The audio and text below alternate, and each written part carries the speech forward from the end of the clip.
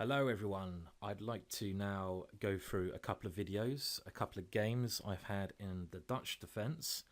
Obviously I'm best known for the Dutch, and I've recently just played in the extremely strong tournament, the French League, Division 1, where I was facing a number of the world's sort of elite players, mostly 2600 plus players. I had the chance to play the Dutch defence, the classical Dutch defence, on 2 occasions. So I thought these videos would be quite educational and quite useful for most of us out there, and indeed myself. So I had a pretty bad tournament, I have to admit. Haven't been able to do much work on my own chess recently. Okay, I could come up with a number of excuses. I won't bore you with all the excuses why I play badly, but there were some positive games there, so I'm going to start with the positive games and then sort of maybe look at the less positive games. In this first game in the classical Dutch, maybe quite a critical variation, my opponent is the extremely strong player Krasenkow, who is originally, well, lives in Poland, was a 2700 plus player, so has been very, very strong, one of the strongest Polish players of all time, and he had the white pieces and I was playing with black. So it was a standard classical Dutch, and he picked one of the more critical variations. So let's have a look and see how the game developed. Now, just to give you some background to the game, our team needed to win the game. And indeed, if I'd have managed to win this game, our team may have stayed up in Division 1. So I feel a bit guilty about not managing to win. So a pity anyway. Okay, so the game followed typical classical Dutch lines. And after an earlier round game I had against Ipatov, one of the a very strong Grandmaster, now resides in Turkey, who has become World Junior Champion. He actually offered me a draw in this game. I turned it down and went on to lose in the classical Dutch. I kind of feel that the knight in the classical Dutch may be best placed on h3. This could be the modern treatment of the classical Dutch, I'd feel, and the most scariest line to face. I actually feel the main line now would knight to f3. And let's just go through the normal classical Dutch moves. So we put our bishop on e7, both sides castle, c4, d6, knight c3, and now knight to e4, which I consider as the only way black can equalise. I don't think any other moves are quite good enough, except for knight to e4. I have the strong belief that this position, at the moment, theoretically at least, is not any worse for black. And no one I've played, no analysis I've seen, has been able to prove any significant advantage for white in this position. So I'm actually very happy playing this line against higher rated opponents than me, because I kind of feel I should be able to hold a draw in most variations. I mean, maybe against some lower rated players I won't enter this variation because some of the lines could be a bit too drawish, but I have 100% faith in this variation, this position at the moment, and I feel theoretically that black is doing absolutely fine. So obviously Krasenkow was well prepared for me. I didn't prepare for this variation before the game. I thought I was going to get another opening. And the strange thing was my opponent was now banging out his moves at the speed of light. Einstein would be very impressed with his play. And this is a bit disconcerting because I obviously feared some really big novelty. My opponent took on e4 immediately, which is the critical test of this variation. I took back on e4, and now he played knight to e1. Now, I've always considered knight to d2 to be a more critical test, and this is indeed one line previously on in the tournament I was analysing quite deeply, with one critical line being d5, f3, knight to c6, pawn takes e4, rook takes f1 check. But again, I was happy to enter this because I found some interesting lines for black. But knight to e1 kind of shocked me, and I couldn't remember my analysis on this because I haven't looked at it for maybe a year or so. But I continued with what I thought was very logical play, and my opponent again was playing immediately. So he has to play f3 at some point to break open the centre. And now I tried to take use of this line on the white king on d1. So I simply took on c4. My opponent took on e4. I now took on f1. my opponent retook on f1, and here I probably played maybe not the best move, an interesting idea, but not 100% correct, I feel. I think the way to equalise in this position for black, okay, you have to try to take advantage of this pin by pressurising a d4 square. This is critical. This is the whole thing. Excuse me there. This is the whole thing that you should try to do in this variation if you ever get this, which is something you will maybe get in some of your games, this position. You have to try to hit out against d4 here. I played e5, which looks very logical because it allows my bishop to come to life, but according to the computer, c5 is the best move and the way to equalise. And I'll just give you one simple line after this. e3. And here we just keep attacking the d4 square. Worth noting, white can never take on c5 because of the pin. So we just go simply knight to c6. And after knight to f3, defending d4, we attack d4 again. And the main point being, white could not go e5 because we simply take on e5, taking advantage of this pin on the d pawn. So I think this position is perfectly fine for black, and black is equal here. So I would happily enter this again, but I would play c5 in this position rather than move. I played e5. My opponent was still banging out the moves without any thoughts. He went e3 immediately, and I had a long think here, realising that my position wasn't as simple as I originally envisioned.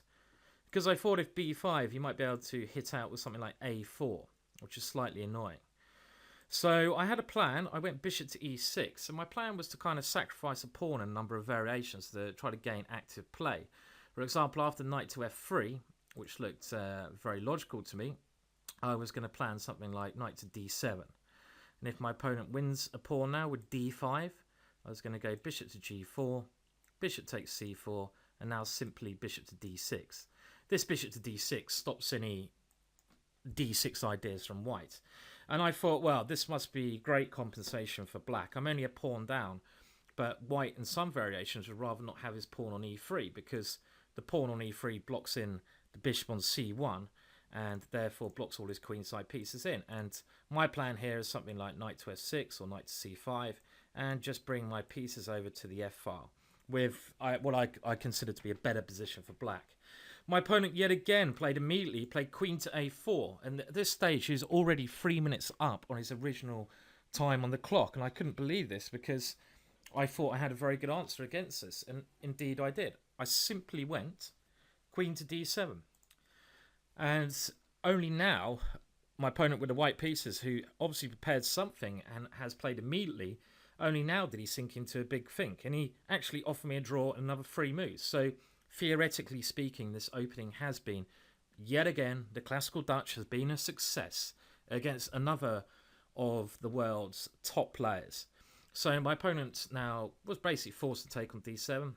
I took, and he thought he'd win this pawn, but the problem was, after bishop to d6, again stopping any moves to d6, his e4 pawn is going to drop, and I think black already has an advantage here. He went knight to d3 and offered a draw, but of course I generally don't like draws, and I just thought my position was better here. So we now go on, so I win this e4 pawn. He defends, my knight comes to c5. And after I capture on e4, he can't do anything to stop this capture. We reach a position like this, we swap a pair of rooks off. And when I went into this ending, okay, I am definitely better here. Why is black better? Well, mainly because my bishop on e4, a dominating piece. It ties his bishop on c4 down to the defense of the d5 pawn. Also, my bishop on e4 controls this diagonal. It's just such a strong piece, this bishop on e4. And, well, I'm sure someone like Ulf Andersson, Keith Arkell would win this position, and it was a bit disappointing. I didn't play so badly here. We'll look at the rest of the game quite quickly, and I'll just show you where I missed what I think would be the win. I played quite well generally. I mean, my plan here was to infiltrate with my king on the king side and try to target these pawns, whilst keeping my opponent completely passive. So let's just see where I maybe missed the win. King f2, h5, good move, stopping his pawns maybe advancing and clamping down on the king side. My opponent can't really do anything, so he just has to allow my king to enter into his position. And here comes my king. I now repeat the position once, just to show who is in charge. and I advanced with g5. And I had a simple winning idea in mind here. My opponent has to go passive, so he tries to swap off one pair of pawns. And this is when you're trying to draw the position, any exchanges benefit the side defending. So this is worth thinking about. My opponent saw that after bishop to d1, he can exchange a pair of pawns off. And obviously my opponent, very strong, very experienced player, so he's very tough to defeat even when you get a good position. And this was one thing that got in my way. But swapping pawns off when you try and defend is the way you should draw. I went g4, and now I have and he has to go back to b3, and I have a very big grip on the position here. Again, my plan is to infiltrate my king to e4 now, and at some point just to try to target the weak d5 square. Here I think I played a slightly dubious move. I should have played bishop to d3 with the plan of either going king e4 or b5 and bishop to c4, and I think this would have been very strong. I played b5 immediately, and now my opponent fought very hard. He cannot allow me to go bishop to d3 and king e4, so he played a pawn sacrifice, a very good defensive move. I took this pawn and took on d5.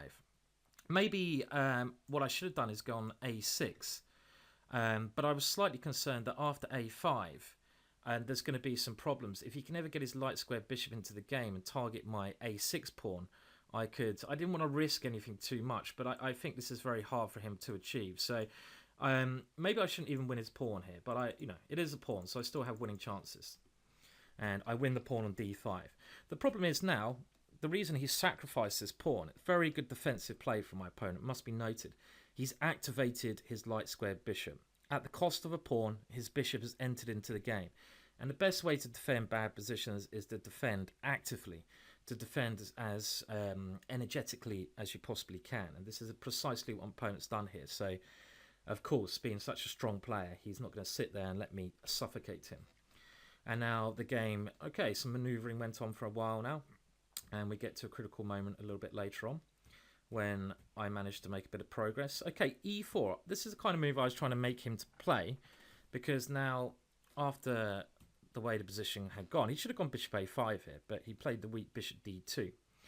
I now wanted to make him play this e4 move, because now my dark square bishop can tie down his dark square bishop to the defense of the g3 pawn, because bishop to f2 is now threatened.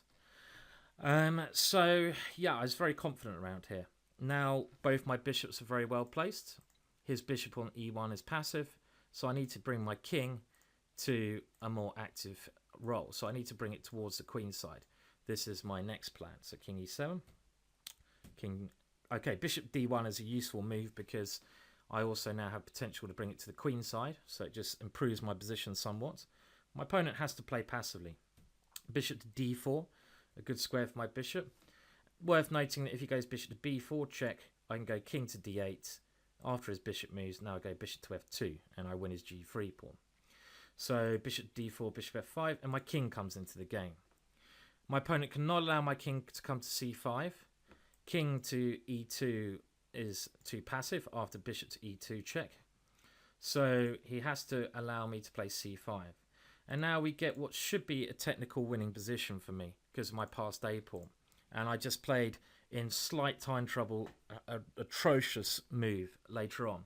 But I think up to this point, I should be quite happy the way I've conducted the game. So it's not so bad. He has to go back to e1 to defend against bishop to f2 again. And now king to b6. Simple plan of pushing my a pawn. He tries to go active. Again, it's worth noting the way my opponent is defending this position. And this is a good idea for any club player. Very good defense. If you're trying to defend a slightly inferior position, especially in endgame, always look for active possibilities. And my opponent now is trying to activate his king. And this is a very good way to draw. Pawn to a5, king to d5. My next move is fine. a4. He has to stop my pawn coming one square forwards. So bishop to b4. And in this position where, okay, I had maybe 8 minutes left for the rest of the game, but this is plenty. I missed a very simple winning move here. I got transfixed with a plan which is a completely wrong plan. I should have gone bishop to f2. This would have won the game. If I can get two passed pawns, a passed g pawn and a passed a pawn, then I'm winning. I was concerned that swapping pawns off would give him more drawing chances, but this is completely crazy. I mean, for example, after king takes e5, bishop takes g3 check. His king has to move somewhere. Now let's say we check it. I check it again, and then I go g3. This is completely winning for me. There's no way he's going to stop both this pawn and this pawn. So, for example, this is very bad technique from me under some minor time trial. If I played bishop f2, maybe our French league team would be Division 1. So most disappointing. Okay, I played bishop to b2, and he draws it very nicely. After king d6, I played the final error. I played a3.